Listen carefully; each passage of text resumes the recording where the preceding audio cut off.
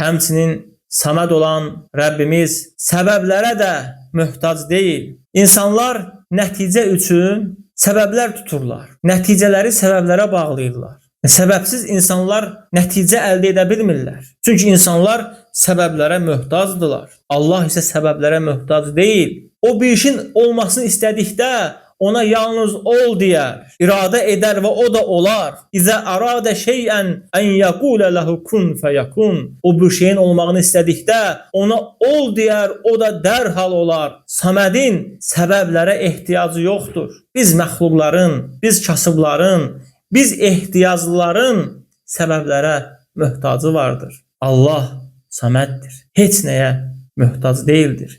Həmçinin Saməd olan Allah heç bir şeylə təsdiq olunmağa ehtiyac duymur. Yəni Allah Azza və Cəllənin qanunları başqaları tərəfindən təsdiq olunmasına Allahın ehtiyacı yoxdur. Yalnız və yalnız hökm ona məxsusdur. Hökmü o verir. O istədiyi hökmü verir. Digərləri tərəfindən onun hökmünün təsdiq olunmasına Allahın ehtiyacı yoxdur. Ona görə əziz müsəlmanlar, Saməd olan Rəbbimizi uca tutmalıyıq.